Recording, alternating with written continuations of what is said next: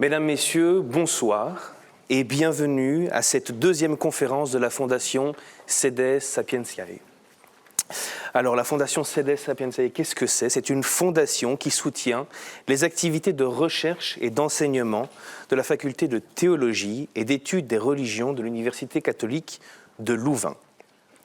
Le thème de cette année porte sur Dieu, une biographie. Lors de la première conférence, les professeurs Richel et Van Ooyen nous ont montré la cohérence de l'image de Dieu entre ce qu'on appelle l'Ancien Testament et le Nouveau Testament.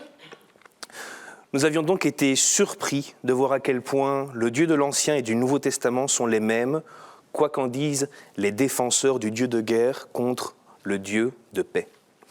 Cette fois-ci, laissons-nous surprendre par l'image de Dieu dans le Nouveau Testament et le Coran.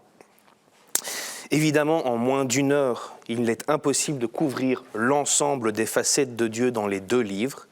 Nous avons donc demandé à nos intervenants de nous décrire un aspect ou deux qui leur semblait important de rappeler. Mais qui sont ces intervenants ? D'une part, nous écouterons le professeur Mehdi Azaïez, professeur d'islamologie, pour nous parler de Dieu dans le Coran. Bonsoir, professeur Azaïez. Bonsoir. Et d'autre part, le professeur Régis Burnet, professeur de Nouveau Testament, qui nous parlera d'une représentation de Dieu dans le Nouveau Testament. Bonsoir, professeur. Alors, vous êtes tous les deux professeurs à la faculté de théologie de l'UC Louvain, en Belgique, où, entre bien d'autres choses, vous menez vos activités de recherche. Au cours de ces recherches, vous avez été amenés donc à vous confronter aux textes qui parlent de Dieu, des textes où Dieu parle, où on le montre en action. Je me tourne d'abord vers vous, professeur Azaïez, sans en faire une généralité. Quelle est l'image de Dieu dans le Coran ? Bonsoir à tous, je suis très heureux d'être parmi vous. Pour répondre à cette question, je vais l'aborder en m'intéressant à une des caractéristiques les plus fondamentales du Dieu du Coran et de l'islam, et peut-être ignorée de vous. Je veux parler d'une image omniprésente dans le Coran, celle d'un Dieu de bienfaisance, de compassion et de douceur. Deux formules célèbres et répétées dans le Coran illustrent mon propos. La première est appelée la Basmallah, qui débute chaque chapitre du Coran, à l'exception d'un chapitre.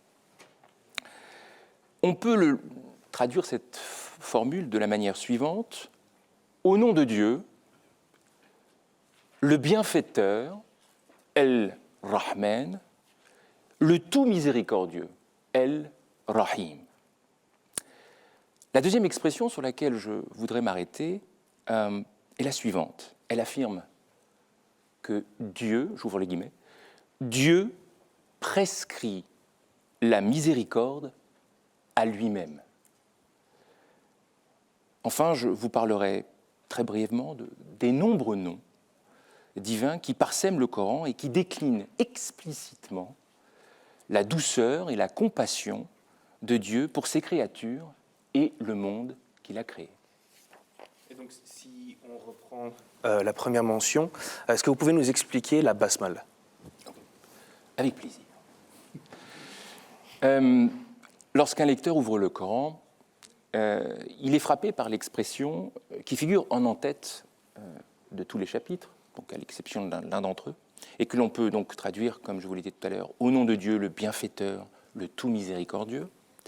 Cette formule est donc appelée la Basmallah.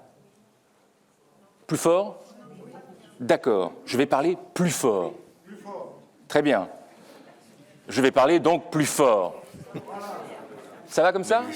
Ok, good.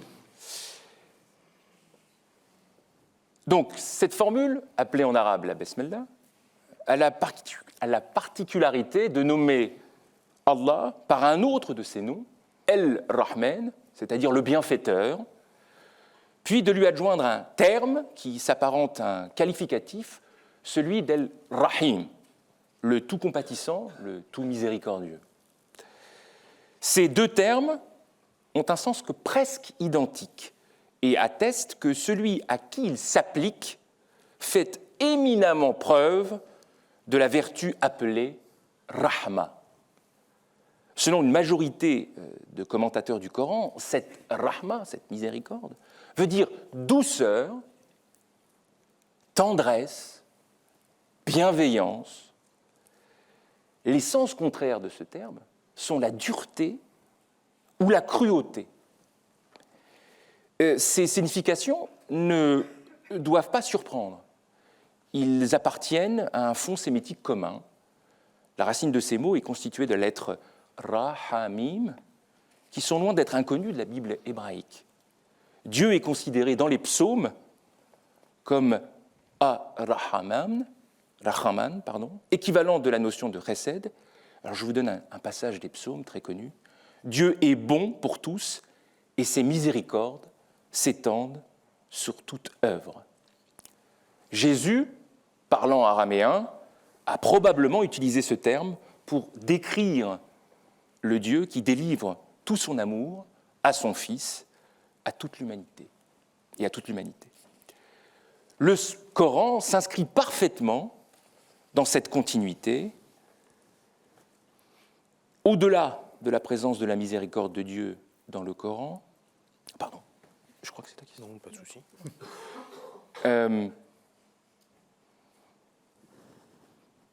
Mais donc, cette basmala qu'on retrouve dans le Coran, dans les textes sacrés, dans la mise en pratique pour le croyant de tous les jours, par exemple, si on reprend l'une des prières rituelles, quelle est la place de cette miséricorde ? Je lis « Au nom de Dieu, celui qui fait miséricorde, le miséricordieux, louange à Dieu, Seigneur des mondes, celui qui fait miséricorde, le miséricordieux, roi du jour du jugement. C'est toi que nous adorons, c'est toi dont nous implorons le secours. Dirige-nous dans le chemin droit, le chemin de ceux que tu as comblés de bienfaits. Non pas le chemin de ceux qui encourent ta colère, ni celui des égarés. » Oui, alors le texte que tu viens de lire est celui qui débute le Coran. C'est un texte central qui constitue un équivalent du Notre Père. Songez que les musulmanes et les musulmans sont appelés à réciter ce texte 17 fois par jour. Lors de leurs prières et au rythme des prosternations et des génuflexions rituelles. Ce qui est remarquable ici, c'est la répétition à 4 reprises du terme miséricorde, avec la mention également des bienfaits de Dieu. C'est donc vraiment une prière fondamentale. De surcroît, il faut souligner que le mot miséricorde est le nom de Dieu, qui définit donc son essence, mais également qui décrit son action. Autrement dit, Dieu est miséricorde et Dieu fait miséricorde. Comment est-ce qu'il fait ? Comment est-ce qu'il applique cette miséricorde ? Alors, j'ai commencé à vous parler d'une formule coranique répétée, donc, au nom de Dieu, le miséricordieux, le tout miséricorde. Je souhaiterais maintenant m'enquérir d'une expression coranique singulière et étonnante que j'extrais d'un verset situé au chapitre 6 du Coran, au verset 12. On y lit la chose suivante.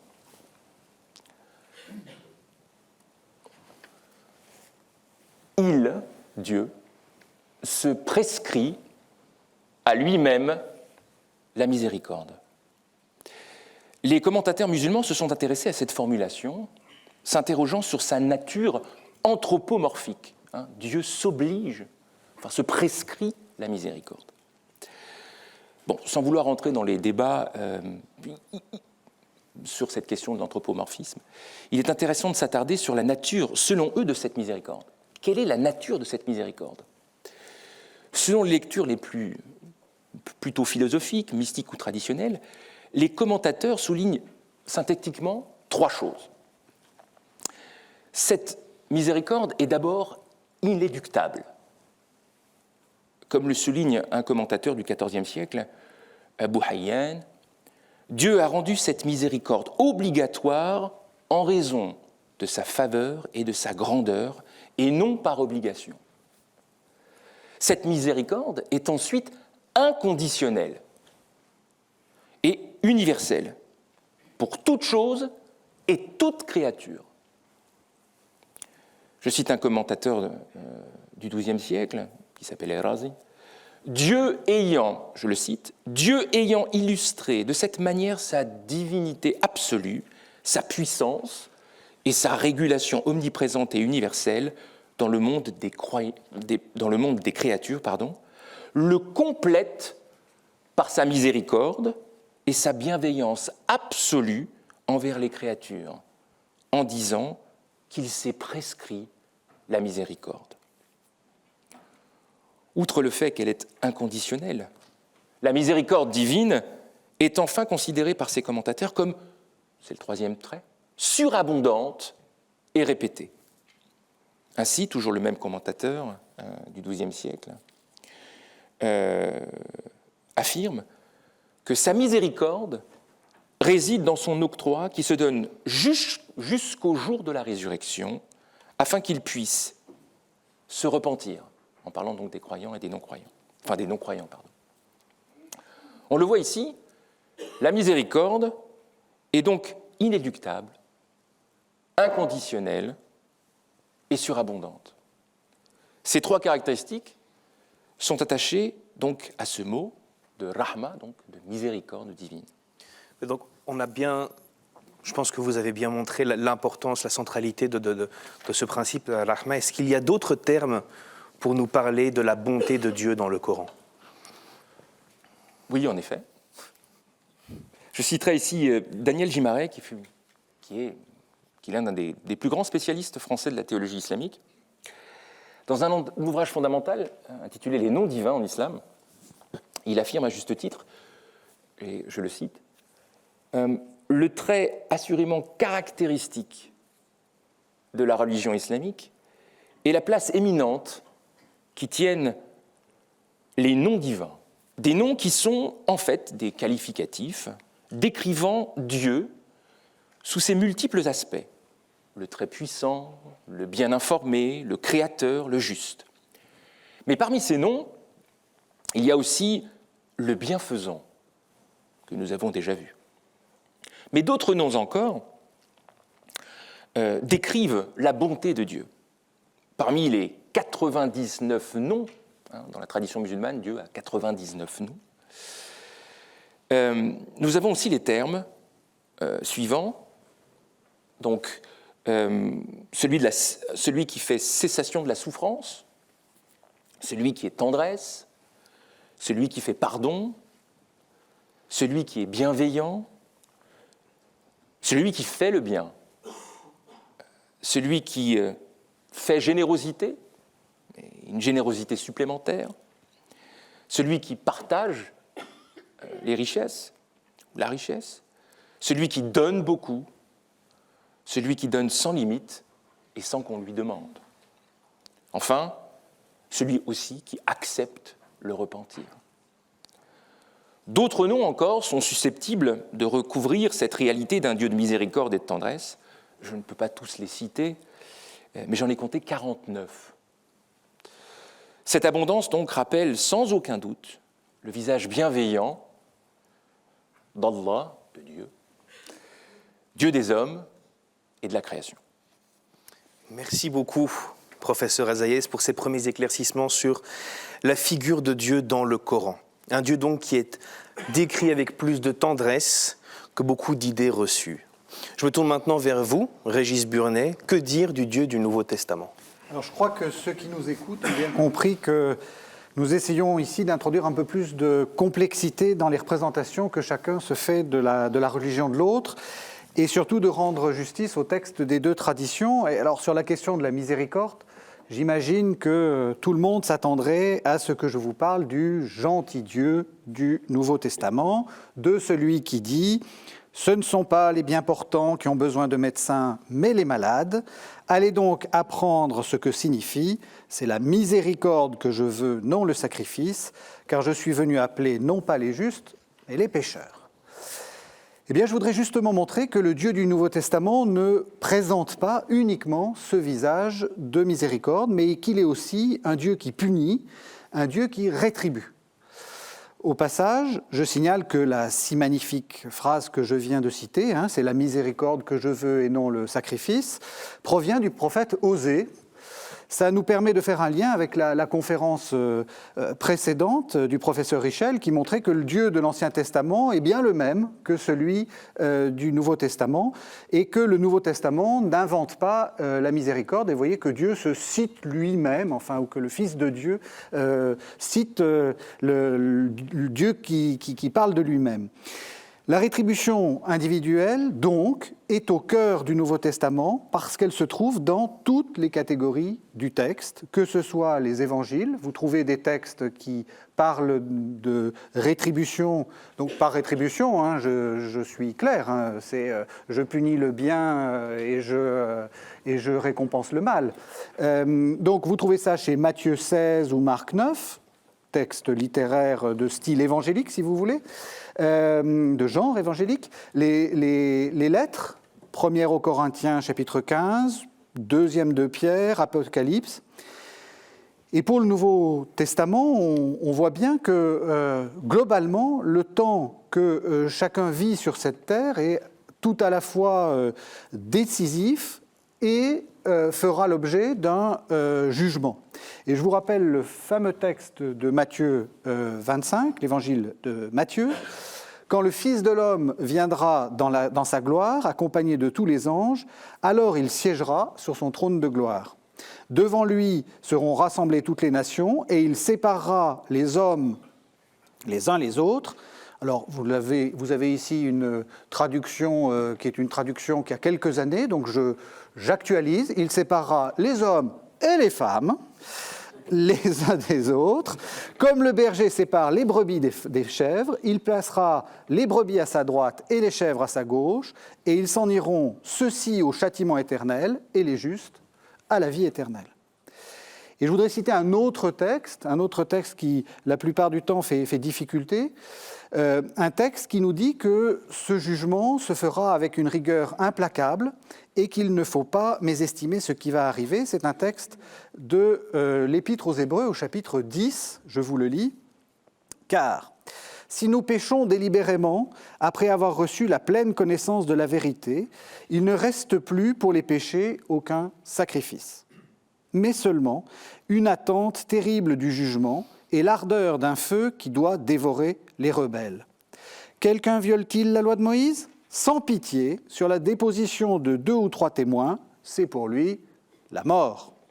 Quelle peine plus sévère encore ne méritera-t-il pas, vous le pensez, celui qui aura foulé aux pieds le Fils de Dieu, qui aura profané le sang de l'alliance dans lequel il a été sanctifié et qui aura outragé l'Esprit de la grâce.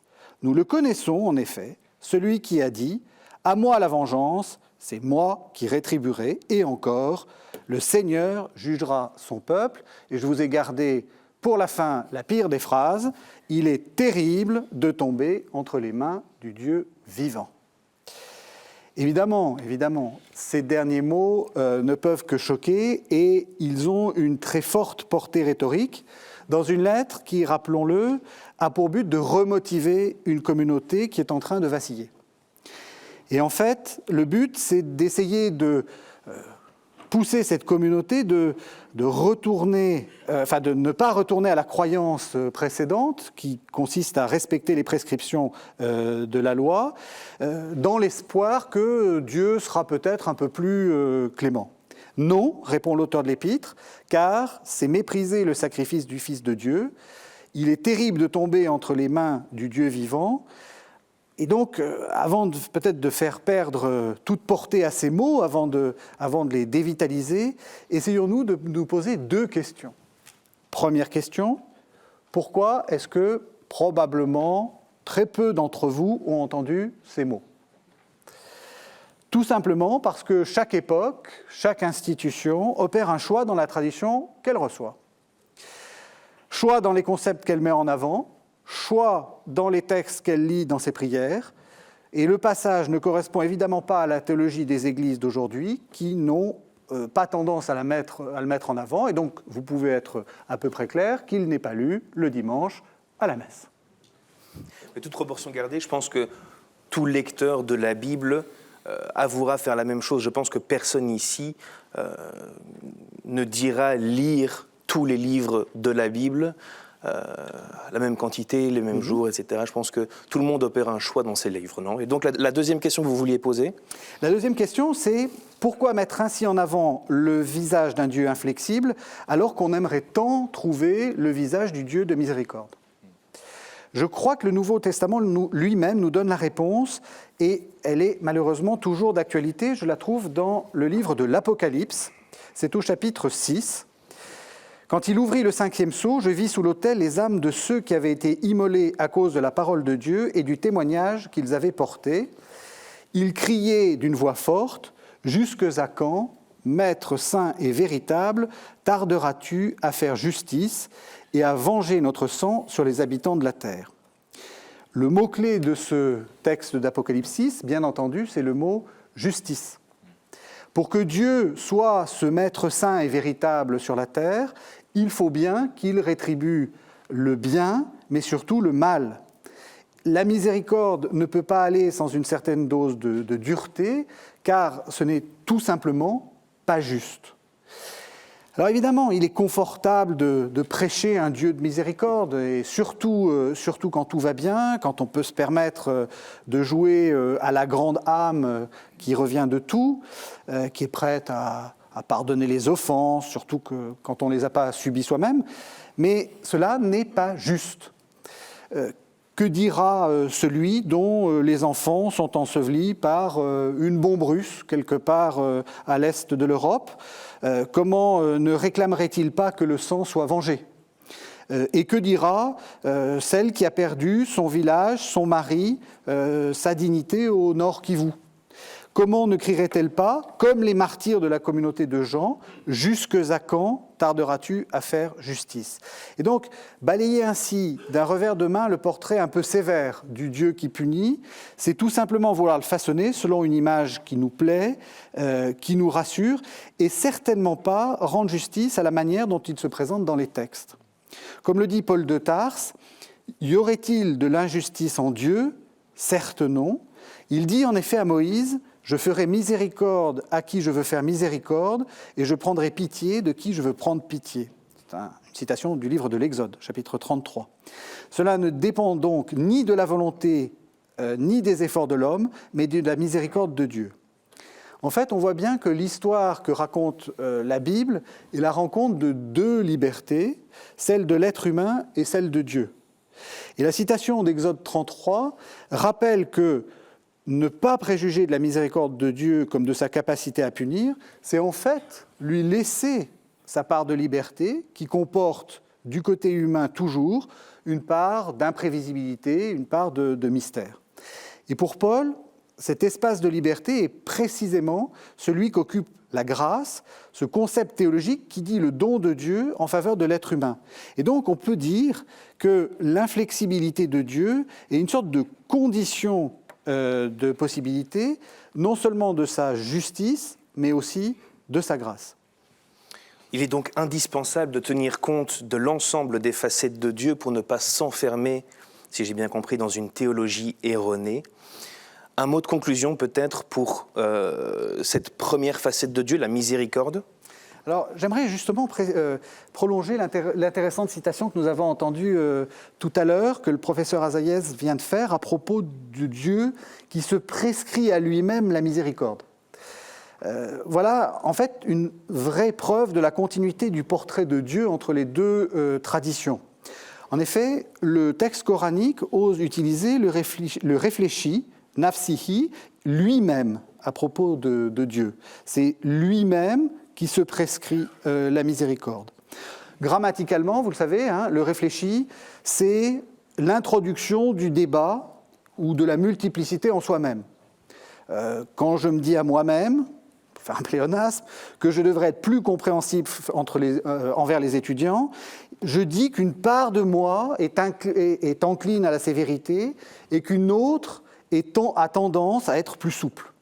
Et donc, ce que le Coran exprime par le réfléchi, le christianisme l'exprime par la pluralité des personnes divines, et il utilise un terme hérité du culte qui est intercéder. Selon saint Paul, au chapitre 8 de l'Épître aux Romains, l'Esprit intercède pour nous en gémissement ineffable. Et puis, c'est au tour de Jésus-Christ qui intercède pour nous. Il y a donc, d'une certaine façon, une pluralité en Dieu. Une pluralité partagée donc, mais pas forcément là où on l'attend. Si la pluralité n'est pas où on l'attend, qu'en est-il de Dieu ? Est-il là où on pense ? Est-il proche ? Est-il loin ? Professeur Azaïez ?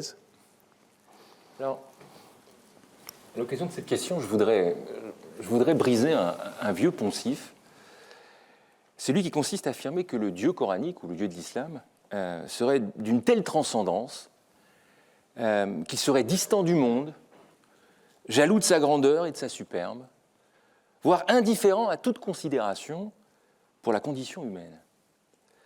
L'image est bien ancrée, et il serait avisé de l'interroger et d'en comprendre d'ailleurs les ressorts.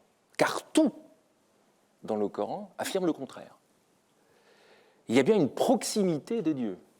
Et je vais vous en donner un exemple très révélateur, un verset, il y en a d'autres, mais un verset notamment, où il est dit « Nous avons créé l'homme, nous savons ce que son âme lui suggère.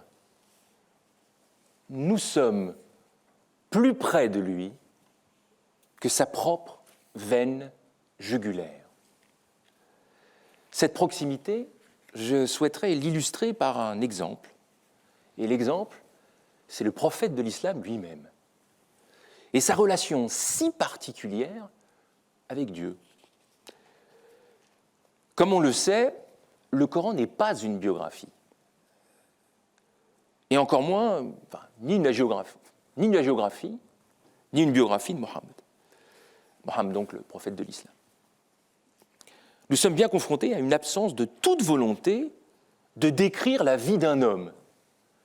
Il n'en demeure pas moins que le Coran reste un témoignage très précieux d'une relation. C'est ici le mot-clé. Une relation étroite entre un Dieu et son prophète. C'est peut-être d'ailleurs à travers ce lien qu'il est possible d'esquisser un portrait coranique de Mohammed. Alors c'est une relation ô combien privilégiée. Le Coran tutoie son prophète et n'a de cesse de s'adresser à lui. Cette proximité qui confine à l'intime jalonne l'ensemble du texte et se décline selon plusieurs modalités, façons. Car le Coran interpelle pour exhorter, informer, désigner, questionner, mais aussi réprimander et consoler Mohammed, le prophète de l'islam.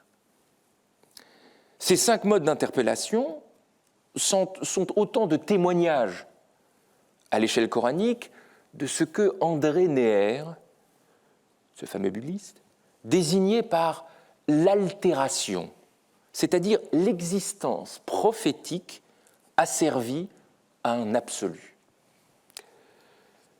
Mais à travers cet exemple, ce sont tous les hommes et les femmes qui sont engagés dans cette relation. Mohammed est en quelque sorte un parangon de la condition humaine qui ne concerne pas seulement son être, mais également toute l'humanité qui est appelée à revivre cette expérience prophétique par l'écoute ou la lecture du Coran. Je parlais de 5 modalités de relation. Nous pouvons, par-delà cette expérience intime vécue par le prophète, l'appliquer à notre propre expérience de Dieu dans toute sa proximité. Quelles sont ces modalités de communication ? Alors je disais tout à l'heure, Dieu exhorte, il délivre un savoir, il désigne et nomme, il console et réprimande, il interroge. Si on les prend dans l'ordre, Dieu exhorte. Alors, Dieu exhorte. En effet, la parole coranique exhorte son prophète Mohammed à ne pas douter. à ne pas se morfondre, à ne pas céder à la tentation.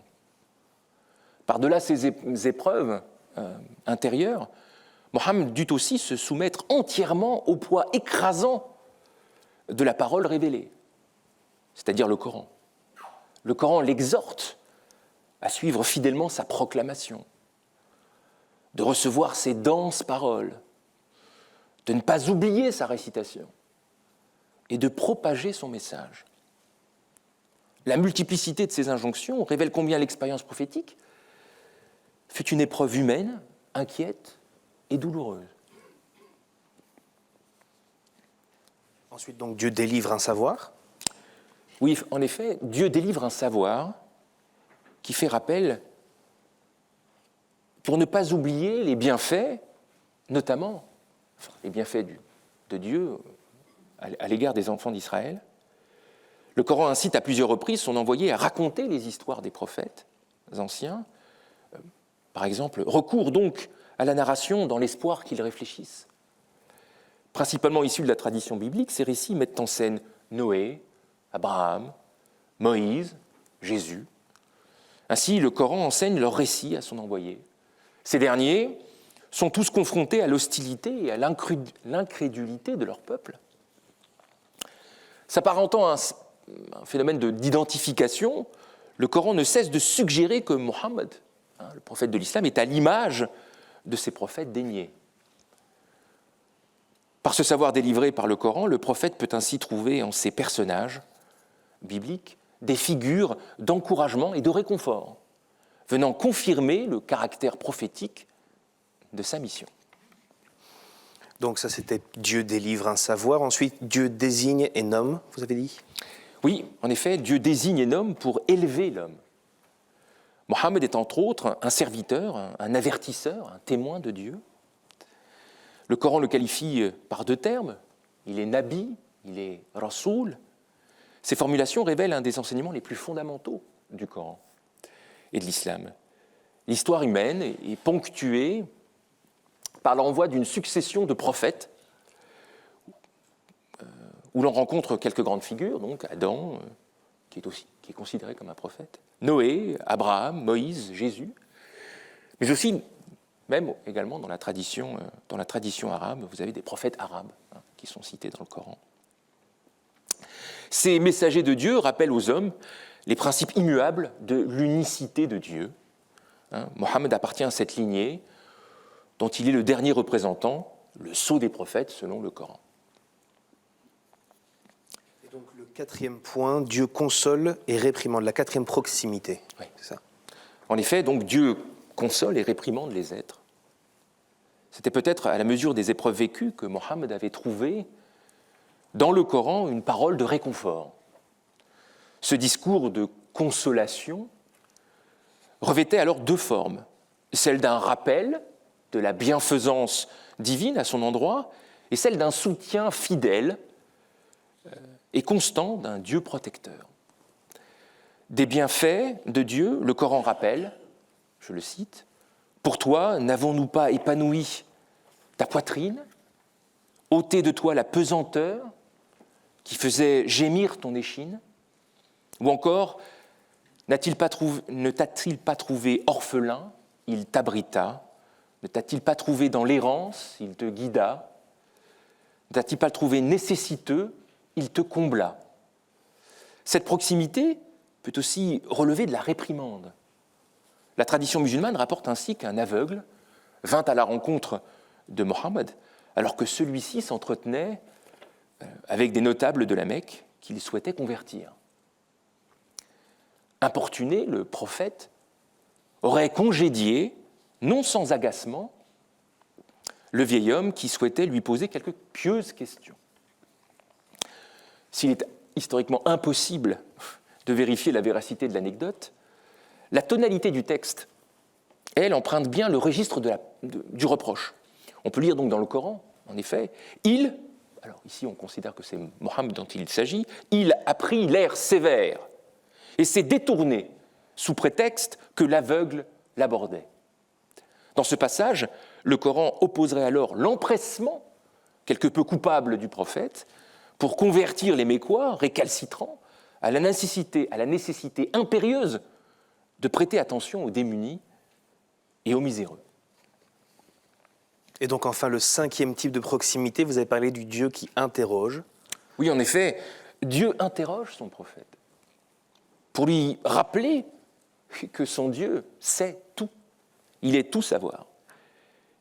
Il sait, entre autres, à quel moment et comment se produira les fins des temps. C'est l'occasion pour le locuteur coranique, pour le Dieu, d'apostropher Mohammed, en l'interrogeant sur le sens de termes rattachés à l'Apocalypse. Qu'est-ce qui peut te faire comprendre ce qu'est l'allégeance ? Qu'est-ce que peut te faire comprendre la démarcation, la fracassante ? Tous ces mots, en fait, font référence à l'eschatologie, à la fin des temps. Parle aussi de qu'est-ce qui peut te faire connaître ce qu'est l'inéductable. Ces interrogations sont immédiatement suivies d'une réponse du Coran et donc de Dieu pour les musulmans, qui décrit l'événement eschatologique. Ainsi, le jour de l'allégeance est celui où Dieu est le plus juste des justiciers. Le jour de la démarcation est un jour irréfutable. Et malheur en ce jour à qui dément. Le jour de la fracassante est le jour où les montagnes seront comme touffes de laine qu'on carde. Enfin, le jour de l'inéductable est à l'image des peuples anciens et incrédules châtiés par une tornade furieuse et mugissante. Ainsi, ces questions-réponses constituent une sorte de levier rhétorique qui informe le prophète et ses auditeurs du caractère extraordinaire du jour du jugement dernier. Elles sont par la même occasion un moyen d'affirmer l'infini savoir du locuteur coranique, du Dieu du Coran, si j'ose dire. Et donc ces 5 types de proximité, de communication sont entre Dieu et le prophète, mais qu'en est-il du lecteur qui, lui, ne se revendiquera pas prophète ? Que fait-il de ces proximités ? Alors, les 5 modalités que je viens de décrire dépassent l'expérience, j'allais dire, prophétique du prophète, au sens où l'intimité de cette relation coranique n'est autre que l'intimité de tous les êtres en quête de Dieu. Le Coran en appelle à vivre une expérience similaire, mais bien évidemment jamais identique à celle du prophète. Alors j'insisterai sur cette idée. Toute lecture ou toute audition du texte coranique invite à revivre donc, si j'ose dire, ce parcours prophétique et à sentir la proximité de la présence de Dieu par cette parole adressée. Merci beaucoup, professeur Azaïa. Je pense que vous avez dit l'essentiel sur cette proximité entre Dieu et le prophète d'abord, et puis entre Dieu et le lecteur ensuite. Régis Burnet. Le Nouveau Testament nous parle de l'incarnation, le divin sur terre. Mais on y retrouve également des propos comme « Mon Dieu, pourquoi m'as-tu abandonné ?» Je vous pose la question, Dieu est-il proche ou éloigné ? Évidemment, dans une première approche, cette question de la proximité de Dieu paraît opposer très clairement le Nouveau Testament et le Coran. Le Verbe s'est fait chair et il a habité parmi nous, selon Jean 1,14. C'est donc bien ce qu'on appelle l'incarnation. Donc Dieu s'est fait visible, il s'est fait homme. On a presque envie de dire que le visage de Dieu, c'est Jésus. Même c'est presque une expression, c'est une expression que Clément d'Alexandrie, un père de l'Église, utilisait. Le Fils est le visage du Père. Et comme le dit Jésus à Philippe, qui lui demande « Mais montre-nous le Père », Jésus lui dit « Je suis avec vous depuis si longtemps, et cependant, Philippe, tu ne m'as pas reconnu. Celui qui m'a vu a vu le Père. Pourquoi dis-tu « Montre-nous le Père » ?» Et donc, d'une certaine façon, cette conférence sur les visages de Dieu peuvent s'arrêter là. Jésus est le visage du Père, c'est fini. On va essayer de continuer, parce que comme l'a bien dit le professeur Van Ooyen dans sa conférence précédente, les choses ne sont pas si simples, car les textes bibliques maintiennent jalousement la distinction entre le Père et le Fils.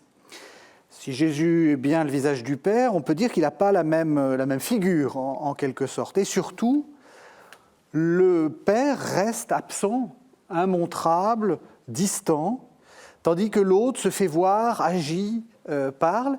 Et comme Gerd van Hoyen l'a très bien dit, si les évangiles et les autres écrits du Nouveau Testament donnent des formulations différentes de cette transcendance de Dieu, Gerd a parlé de Marc, il a parlé de l'Apocalypse, tous la maintiennent, Dieu est avant tout l'absent. Et même un évangile comme celui de Jean le rappelle, nul n'a vu le Père, si ce n'est celui qui vient de Dieu, lui, il a vu le Père. Donc le Père, personne ne l'a vu, sauf le Fils. Admettons donc que si le Père reste invisible, Jésus est celui qui le fait voir. Mais alors, comment est-ce qu'il le fait voir? Et alors là, pardon de dire une banalité, mais les textes ne fournissent aucune description de Jésus. Et d'ailleurs, l'histoire de l'art donne de nombreux exemples de portraits possibles. Quoi de commun entre le jeune homme imberbe de l'art des catacombes ou des sarcophages anciens, vous savez, qu'on trouve ce personnage qui ressemble assez souvent à une sorte de jeune Hercule, de jeune Dieu un peu puissant, et puis le barbu des portraits de Mantegna et de Memling. En fait, ce qui nous fait découvrir Jésus, ce sont des récits, ceux des évangiles, ce sont des discours, ceux des épîtres. Et dans l'Apocalypse, nous avons une présentation encore plus intéressante et encore plus déroutante de lui, puisque ce sont des images symboliques. Alors, celui qui se tient au milieu des chandeliers, l'agneau immolé, le cavalier blanc. Et si vous voulez, entre toutes ces images, il n'y a pas simplement le fait qu'on ne peut pas reconnaître le visage trait pour trait du Christ, ça c'est une banalité, elle n'a aucun intérêt. Ça veut dire que les nombreux portraits que l'on peut dresser de Jésus, c'est de nombreux aspects de lui-même. On ne peut pas, aucun ne va résumer tous les autres. En fait, c'est la première de Jean qui nous indique quel est le processus. Ce que nous avons entendu, ce que nous avons vu de nos yeux, ce que nous avons contemplé et ce que nos mains ont touché du Verbe de vie, nous vous l'annonçons. En fait, on voit bien que on passe de l'appréhension par les sens de l'appréhension par les sens à du discours. Et donc, finalement, nous nous retrouvons exactement dans la même situation que celle dont vient nous parler le professeur Azaïez. Nous sommes confrontés à une expérience intime de quelques privilégiés, retranscrite par du discours. Et ce discours reprend exactement les 5 points proposés par Mehdi. Jésus exhorte, Jésus délivre un savoir, Jésus désigne et nomme, Jésus console, réprimande, et surtout, Jésus interroge. Je me rappelle d'une boutade qu'un de mes vieux maîtres exégètes disait, vous savez, c'était à l'époque de la quête du Jésus historique, et donc quelles sont les vraies paroles de Jésus, les ipsissima verba Jésus. Eh bien, il disait, il n'y a qu'une seule qui est historique. Pour vous, qui suis-je? Pour preuve de ce que j'avance, je voudrais lire avec vous la fin du fameux prologue de Jean. Vous connaissez certainement le début. Au commencement était le Verbe était auprès de Dieu, le Verbe était Dieu, il était au commencement. Mais est-ce que vous connaissez la fin?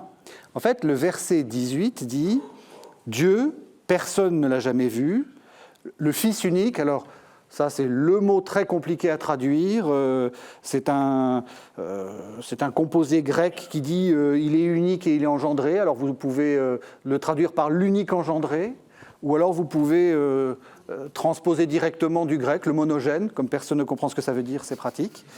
Le Fils unique, donc le monogène, qui est dans le sein du Père, nous l'a fait connaître.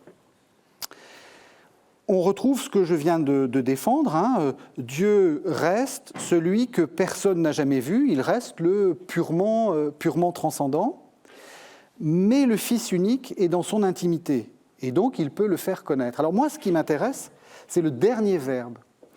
En grec, Donc le texte grec dit exegesato, en utilisant le verbe exegeomai.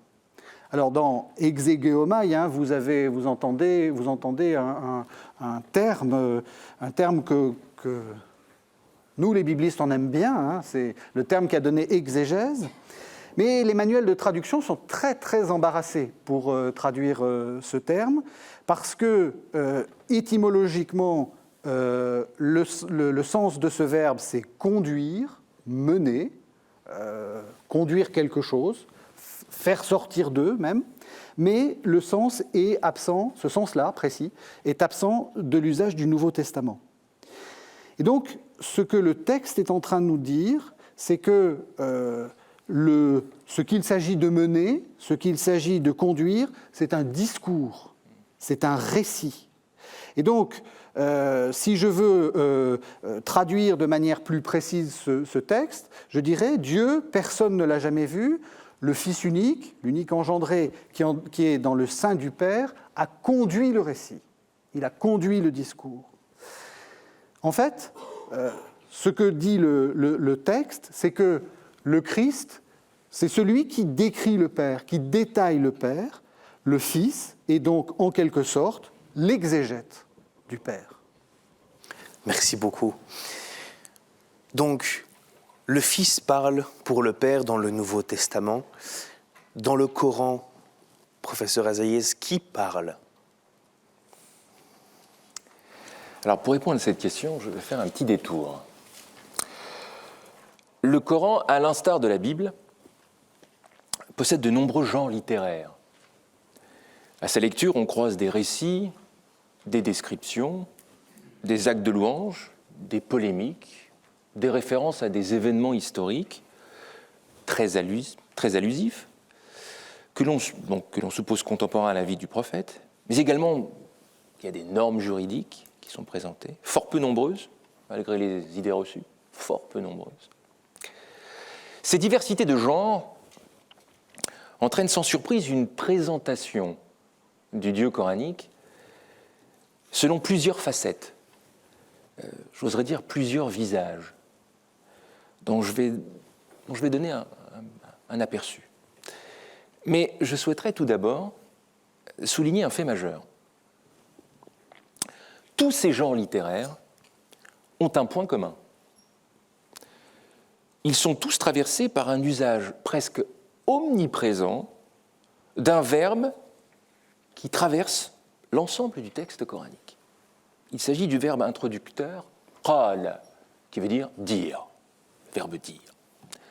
Présent plus de 1700 fois, c'est le deuxième verbe le plus fréquent dans le Coran, après le nom « Allah ». Il s'impose comme le deuxième terme le plus usité. Alors, quelle importance revêt-il ce verbe, outre le fait qu'il soit, je veux dire, le terme le plus répété du texte coranique, le deuxième terme le plus répété? Il introduit un nombre considérable de discours rapportés et de dialogues, à tel point qu'il est aisé de comparer le Coran à un immense théâtre de voix, dont le metteur en scène magistral est le locuteur divin. Ce dernier s'adresse à des locuteurs, en premier lieu son prophète, on l'a vu tout à l'heure, mais également il s'adresse à des croyants et des incroyants. Des êtres non humains sont aussi parlants, comme le démon, les anges ou les djinns, les génies. Tous ces êtres sont en face de Dieu des auteurs de paroles ou de discours directs. Ils s'adressent à Dieu pour le prier, l'interroger, l'apostropher, s'opposer à lui et même le réfuter. Le réfuter, le défier. C'est donc à une véritable polyphonie, donc plusieurs voix qu'on entend, que le Coran nous convie. À quoi le Coran nous convie? Dieu, Allah, est une sorte de metteur en scène, si j'ose dire, qui distribue les voix, mais oui, la voix principale et centrale. Un Dieu éminemment parlant qui s'adresse au monde avec constance jusqu'au temps final de l'eschatologie.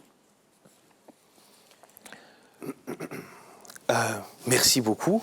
Pour préparer cette session, vous nous aviez proposé quelques textes qui illustrent le propos que vous venez d'énoncer. Si vous voulez bien, on va en lire quelques-uns et alors vous les commenterez au fur et à mesure. Je vous propose, voici les 3 premiers passages. Je peux lire, bien sûr, pas de problème. Un livre est descendu sur toi, c'est bien celui-là, oui. N'en conçois aucune inquiétude, afin que, grâce à lui, tu avertisses les hommes et qu'il soit un rappel pour les croyants. Alors, ce qui est remarquable dans ce passage, c'est le portrait d'un Dieu qui parle en tant qu'auteur. Il est l'auteur du Coran. Dieu agit pour le faire révéler. Dans ce texte-là, ce qui est marquant, c'est que Dieu est auteur et il est l'auteur du texte coranique qu'il révèle. C'est-à-dire qu'il le fait descendre vers son prophète. Le texte parle d'inquiétude, rappelant ainsi que la révélation est chose sérieuse, mais aussi une expérience pour celui qui le reçoit, non sans effort et sans crainte. Donc ça, c'est pour Dieu qui parle en tant qu'auteur. Un deuxième passage, chapitre 3, verset 47, nous dit « Elle, Marie, dit « Mon Seigneur, comment aurais-je un fils ? Nul homme ne m'a jamais touché. » Il dit « Dieu crée ainsi ce qu'il veut. Lorsqu'il a décrété une chose, il lui dit « Sois » et elle est. » Alors, ici, c'est donc le portrait d'un Dieu créateur. La création est ici envisagée à travers un épisode, celui de l'Annonciation faite à Marie. Ce qui est frappant, c'est l'expression utilisée. Il dit « soit » et elle est. J'aimerais faire remarquer que cette expression est aussi utilisée par Dieu dans le Coran lorsqu'il crée toute chose dans ce monde. La naissance de Jésus est ici synonyme de la toute-puissance créatrice de Dieu, à la fois facile et qui démontre sa pleine liberté, la pleine liberté de Dieu dans son acte créateur. Dieu est donc décrit comme un créateur. Au chapitre 11, verset 120, tous les récits que nous te rapporterons concernant les prophètes sont destinés à affermir ton cœur. Alors oui, une des caractéristiques aussi qui est frappante dans le Coran, c'est que Dieu est un conteur. Il se présente comme celui qui révèle des récits à son prophète. Il se fait le conteur d'histoires particulièrement bibliques afin d'édifier le prophète. Comme je le soulignais tout à l'heure, le Coran enseigne le récit de ses envoyés. Ces derniers sont tous confrontés à l'hostilité et à l'incrédulité de leur peuple. S'apparentant donc à un processus d'identification, le Coran ne cesse de suggérer que Mohammed est à l'image de ses prophètes déniés. Par ce savoir délivré par le Coran, le prophète peut ainsi trouver en ces personnages bibliques des figures d'encouragement venant confirmer le caractère prophétique de sa mission. Alors je vais prendre le quatrième texte. Quatrième texte donc. Si nous avions fait descendre ce Coran, chapitre 59, verset 21, si nous avions fait descendre ce Coran sur une montagne, tu aurais vu celle-ci s'humilier et se fendre sous l'effet de la crainte de Dieu. Tels sont les exemples que nous proposons aux humains, peut-être réfléchiront-ils. Alors ce qui est remarquant aussi dans ce passage, c'est que Dieu parle de son livre. Il en donne d'une certaine manière une information. Dieu parle ici donc de ce livre, il le nomme. Il dit bien, c'est le Coran, le Coran. Et décrit sa manière de se révéler. C'est une descente, qualifiant donc ce processus de révélation comme une descente. À travers cette image métaphorique de la montagne qui se pulvérise, c'est une manière de décrire le poids écrasant, évidemment métaphoriquement, le poids écrasant de ce livre, de cette révélation, de cette parole de Dieu délivrée à son prophète.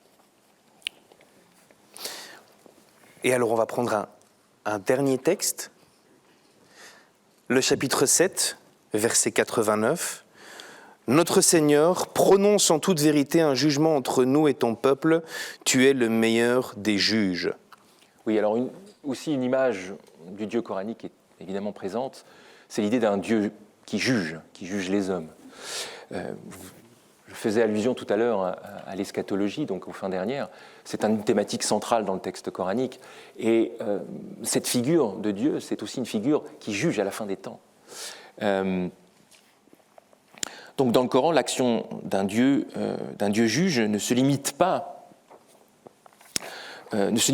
simplement à l'eschatologie. Il juge aussi les peuples antérieurs qui sont réfractaires à son message. C'est-à-dire que dans le texte coranique, nous avons donc le récit de prophètes qui vient à leur peuple et qui s'oppose à leur message.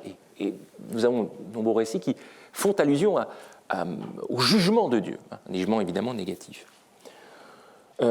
Aussi, il y a une allusion aussi au Dieu juge qui promet de trancher parmi les opposants du prophète. Il y a des débats entre la communauté du prophète et puis les prophètes lui-même, entre la communauté naissante autour du prophète et puis ses opposants. Et le Coran promet de juger ces débats entre eux. Voilà, donc ces 5 exemples révèlent combien, à mon sens, ce Dieu est un Dieu parlant, et qui a plusieurs facettes de ce Dieu qui parle. Un Dieu donc qui parle en tant qu'auteur, en tant que créateur, en tant que narrateur, un Dieu qui parle de son livre, un Dieu qui parle en tant que juge. Régis Burnet, dans le Nouveau Testament, est-ce qu'on a un Dieu qui parle autant ? Non. Ici, il y a vraiment une grande différence entre le Coran et le Nouveau Testament. On le voit bien, car dans le Nouveau Testament, Dieu ne parle que très rarement, Dieu le Père. Et quand il parle, c'est pour dire des choses qui ne nous apprennent rien de lui. En gros, quand Dieu parle, c'est pour dire des choses sans intérêt. Ce ne sont en effet que des paroles de confirmation de l'identité de Jésus. Les synoptiques, vous le savez, ne le font parler qu'à 2 reprises. La première, c'est au baptême, où il dit « Tu es mon fils, moi aujourd'hui je t'ai engendré », ou bien « Celui-ci est mon fils bien-aimé, en qui je suis satisfait ». La première version, c'est celle de Luc, la seconde, c'est celle de Matthieu, et à un détail près, celle de Marc. C'est plus ou moins la même chose, et c'est surtout très fortement inspiré d'un psaume, c'est le psaume 2, le verset 7 du psaume 2. « Le Seigneur m'a dit, tu es mon fils, moi aujourd'hui je t'ai engendré ». Donc ça aussi c'est très intéressant, on voit bien que quand Dieu parle, c'est pour se citer lui-même. La seconde fois, c'est à la transfiguration, et là aussi, il dit presque la même chose. « Celui-ci est mon fils, celui que j'ai élu, écoutez-le ». Donc, Dieu se répète, se cite lui-même et reprend en permanence une parole précédente. Et puis, il y a une troisième allocution de Dieu. Ça se trouve non pas dans les synoptiques, mais dans l'évangile de Jean. En fait, c'est une simple paraphrase de la prière, de la demande que Jésus adresse à son Père. Jésus dit « Père, glorifie ton nom ». Et la réponse vient, je l'ai glorifié, et je le glorifierai encore. Donc c'est Jean 10, verset 28. Alors on peut évidemment faire une analyse profonde de cette réponse, mais force est de constater que Dieu ne parle pas beaucoup dans le Nouveau Testament. Pourquoi ? Parce qu'il ne parle pas beaucoup. Bien, en fait, c'est l'Épître aux Hébreux qui va nous donner la réponse. Je vais vous lire la première phrase, c'est une magnifique période. « Après avoir, à bien des reprises et de bien des manières, parlé autrefois au Père dans les prophètes, Dieu, en la période finale où nous sommes, nous a parlé à nous dans un Fils qu'il a établi héritier de tout, par qui aussi il a créé les mondes. » Je vais retenir 3 choses de ce texte. On va faire une brève exégèse. C'est un texte magnifique, on pourrait y passer toute la conférence. Mais je vais retenir que 3 choses. La première, c'est que Dieu, habituellement, ne parle pas directement, mais parle par des auxiliaires humains qui sont les prophètes. Et je pense ne pas trop me tromper en disant qu'il y a beaucoup de parenté entre l'énonciation dont vient de parler Mehdi, et l'énonciation des prophètes d'Israël, qui eux aussi, à leur tour, peuvent faire parler Dieu. Le Seigneur m'a dit le prophète d'Israël.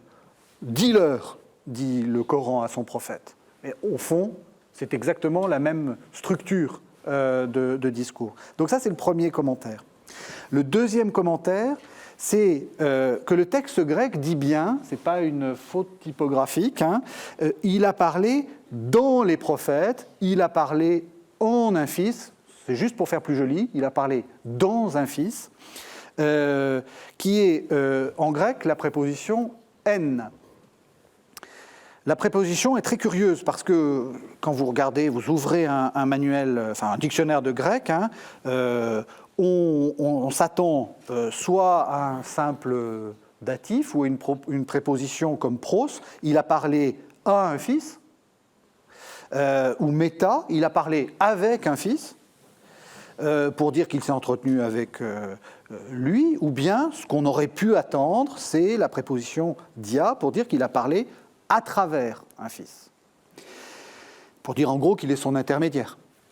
Mais ici, on a l'impression que c'est le Fils qui est le contenu même du discours. C'est le Fils qui est la parole du Père. Et un peu comme le prophète l'était avant lui. Et puis enfin, je voudrais attirer votre attention sur l'expression « en ces temps qui sont les derniers ». Quand Dieu parle, c'est que les choses deviennent graves. Ça devient sérieux. Le temps se fait court, la fin des temps est proche.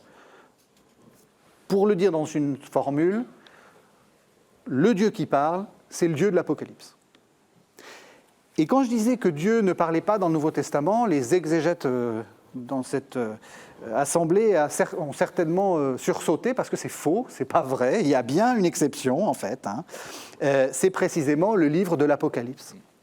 Car dans ce livre, Dieu, alors il n'est pas très bavard, soyons raisonnables, mais il parle. Il parle pour dire aux voyants de monter dans les cieux, chapitre 4, verset 1. Il parle pour donner ses ordres aux cavaliers de l'Apocalypse, chapitre 6. Il rugit comme un lion ou il gronde comme le tonnerre. Alors évidemment, on ne peut pas entendre ce qu'il dit, parce qu'on est assourdi. Chapitre 10, chapitre 14. Il commande aux voyants de venir prendre le livre de la prophétie, chapitre 10, et il fait monter ses martyrs.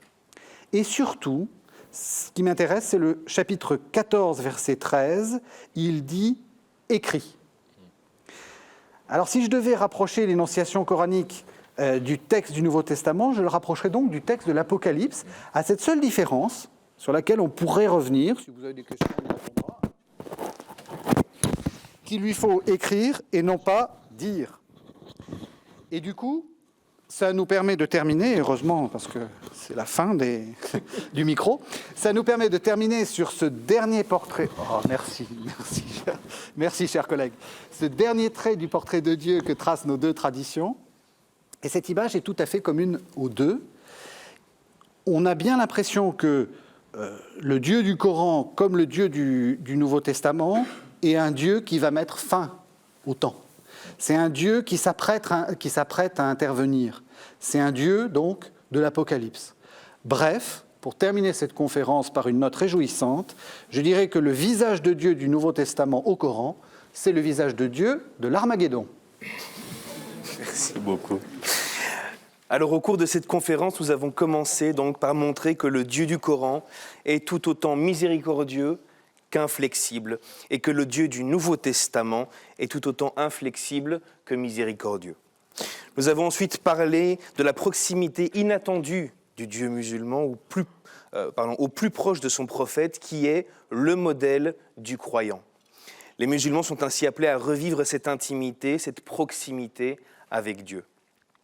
Pour le Nouveau Testament, Dieu n'est visible qu'à travers le Christ. Il reste transcendant et n'est rendu accessible que par l'intermédiaire du Fils. Pour le troisième point, je retiens qu'au-delà de la transcendance, Dieu dans le Coran et le Nouveau Testament est un Dieu qui parle et qui fait parler. Merci infiniment, professeur Azaïez et Burnet, pour ce moment, et merci à vous pour votre attention.